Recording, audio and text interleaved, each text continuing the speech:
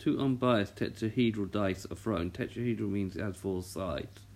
The score is the sum of the 2 dice. A. Draw a possibility space diagram. And B. Use your probability space diagram to place the probabilities into a probability distribution table. So, drawing the possibility space diagram, so there's 4 sides on a dice, on this dice. So the first die will have the numbers 1, 2, 3, 4 on them. The second dice will have the numbers 1, 2, 3, 4 on them. The score is the sum, so here we will have a 2, a 3, a 4, 5, and then so on. So the patterns would look like that.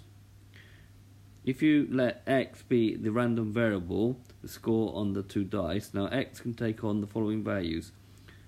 It can take on 2, 3, 4, 5, 6, 7, and 8. So we can write those in a table.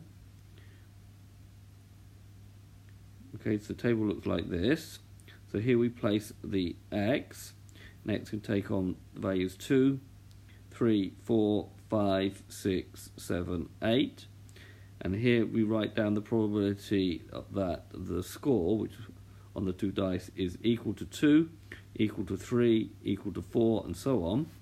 So the probability of being a 2 is going to be 1 out of 16. So there's 16 possibilities here. A 3 will be 2 out of 16. 4 will be 3 out of 16. A 5 will be 4 out of 16.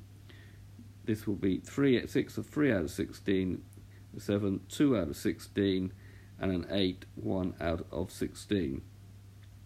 Note, the sum of all these probabilities, if you add them up, 1 plus 2 plus 3 plus 4 plus 3 plus 2 plus 1 makes 16 out of 16, which is 1.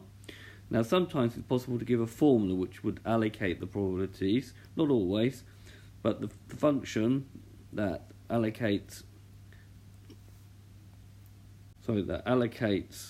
the probabilities is called the probability density function, PDF. So it can be written, these can be written given by some sort of formula.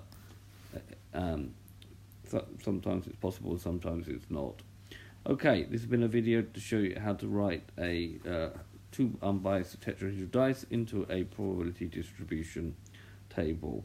I hope you've understood, and I thank you very much for watching.